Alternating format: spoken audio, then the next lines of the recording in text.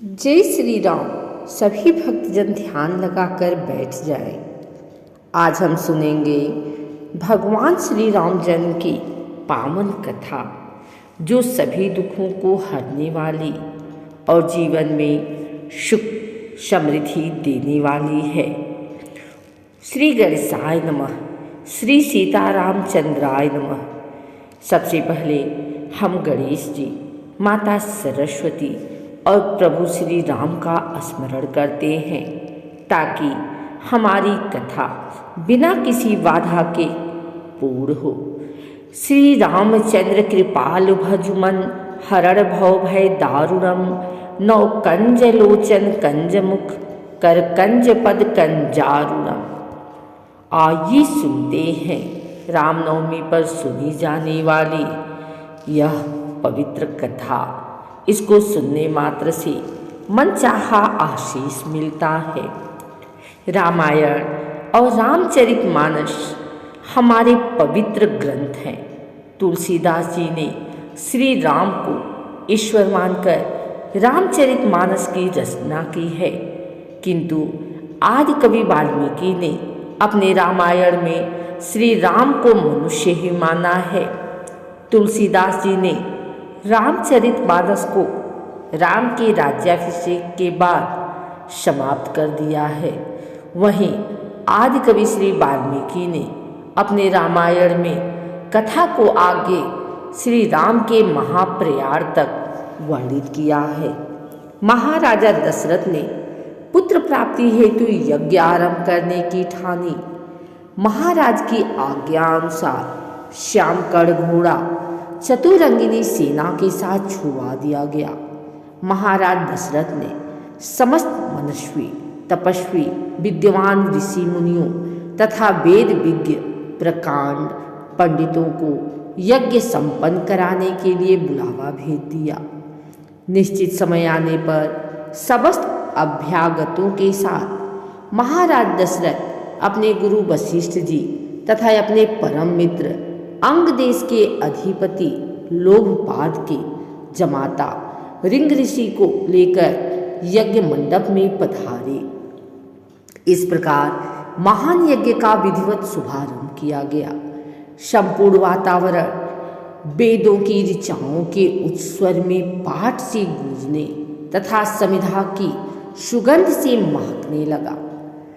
समस्त पंडितों, ब्राह्मणों, ऋषियों आदि की यथोचित धन धान्य गौ आदि भेंट करके सादर विदा करने के साथ यज्ञ की समाप्ति हुई। राजा दशरथ ने यज्ञ के प्रसाद चरा यानी खीर को अपने महल में ले जाकर अपनी तीनों रानियों में वितरित कर दिया। प्रसाद ग्रहण करने के परिणाम स्वरूप तीनों रानियों ने गर्भ धारण किया। जब चैत्र मास के शुक्ल पक्ष की 9वीं तिथि को पुनर्वसु नक्षत्र में सूर्य, मंगल, शनि, बृहस्पति तथा शुक्र अपने अपने उच्च स्थानों में विराजमान थे, कर्क लग्न का उदय होते ही महाराज दशरथ की बड़ी रानी कौशल्या के गर्भ से एक शिशु का जन्म हुआ, जो कि नीलवर्ण चुंबकीय आकर्षण वाले, अत्यंत तेजोमय, परम कांतिवान तथा अत्यंत सुंदर थे। उस शिशु को देखने वाले देखते रह जाते थे। इसके पश्चात शुभ नक्षत्रों और शुभ घड़ी में महारानी कैकेयी के एक तथा तीसरी रानी सुमित्रा के 2 तेजस्वी पुत्रों का जन्म हुआ। संपूर्ण राज्य में आनंद मनाया जाने लगा। महाराज के 4 पुत्रों के जन्म के उल्लास में गंधर्व गान करने लगे और अप्सराएं नृत्य करने लगी। देवता अपने विमानों में बैठकर पुष्प वर्षा करने लगे। महाराज ने उन्मुक्त हस्त से राजद्वार पर आए भाट चारण तथा आशीर्वाद देने वाले ब्राह्मणों और याचकों को दान दक्षिणा दी। पुरस्कार में प्रजाजनों को धन धान्य तथा दरबारियों को रत्न आभूषण प्रदान किए गए। चारों पुत्रों का नामकरण संस्कार महर्षि वशिष्ठ के द्वारा किया गया। तथा उनके नाम रामचंद्र, भरत, लक्ष्मण और शत्रुघ्न रखे गए। आयु बढ़ने के साथ ही साथ रामचंद्र गुणों में भी अपने भाइयों से आगे बढ़ने तथा प्रजा में अत्यंत लोकप्रिय होने लगे। उनमें अत्यंत विलक्षण प्रतिभा थी, जिसके परिणाम स्वरूप अल्पकाल में ही वे समस्त विषयों में पारंगत हो गए। उन्हें सभी प्रकार के अस्त्र शस्त्रों को चलाने तथा हाथी घोड़े एवं सभी प्रकार के वाहनों की सवारी में उन्हें असाधारण निपुणता प्राप्त हो गई। वे निरंतर माता पिता और गुरुजनों की सेवा में लगे रहते थे। उनका अनुसरण शेष 3 भाई भी करते थे। गुरुजनों के प्रति जितनी श्रद्धा भक्ति इन चारों भाइयों में थी, उतना ही उनमें परस्पर प्रेम और सौहार्द भी था। महाराज दशरथ का हृदय अपने चारों पुत्रों को देखकर गर्व और आनंद से भर उठता था। आइए सुनते हैं एक और कथा। बहुत समय पहले की बात है। अयोध्या नगरी में महाराज दशरथ राज्य करते थे। उनकी 3 रानियां थीं, कौशल्या, कैकेयी और सुमित्रा। सब कुछ होते हुए भी राजा दशरथ बहुत दुखी थे, क्योंकि उनकी कोई संतान नहीं थी। राजा ने सोचा, बिना संतान के जीवन अधूरा है। नहीं सुत होत दुख दारुण भारी, कहि सब लोग वेद पुराणी। तब गुरु वशिष्ठ जी ने उन्हें पुत्रेष्ट यज्ञ करने का सुझाव दिया। यज्ञ किया गया और अग्निदेव प्रकट हुए। उन्होंने खीर प्रसाद दिया और कहा, इसे अपनी रानियों को खिला दो। दशरथ घर आनंद भयो, जय जय श्री राम। चारों भ्राता प्रकट भय, मंगल भवन नाम।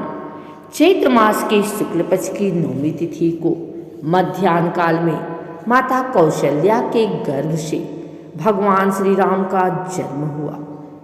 पूरी अयोध्या नगरी खुशी से झूम उठी।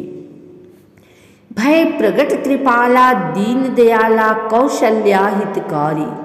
हर्षित महतारी, मुनि मनहारी, अद्भुत रूप विचारी। हर घर में दीप जलाए गए, मिठाइयाँ बांटी गई और चारों ओर जय श्री राम की गूंज होने लगी। राजा दशरथ ने दान दक्षिणा दी, गरीबों को भोजन कराया। माता कैकेयी से भरत जी और माता सुमित्रा से लक्ष्मण और शत्रुघ्न जी का जन्म हुआ। चारों भ्राता प्रेम के धाम, जन्म लिए हर्षी सब काम।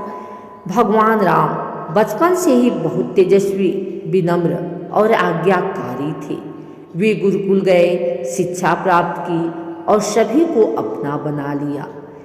एक दिन ऋषि विश्वामित्र राजा दशरथ के पास आए और राम लक्ष्मण को अपने साथ ले गए। राम जी ने ताड़का का वध किया और ऋषियों की रक्षा की। राम लखन मुनि संग सिधाए, ताड़का वन गए सुख पाए।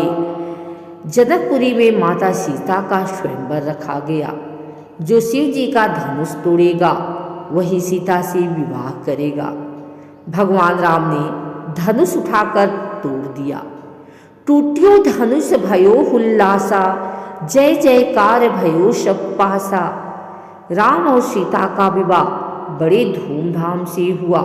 पूरा जनकपुर और अयोध्या आनंद में डूब गया।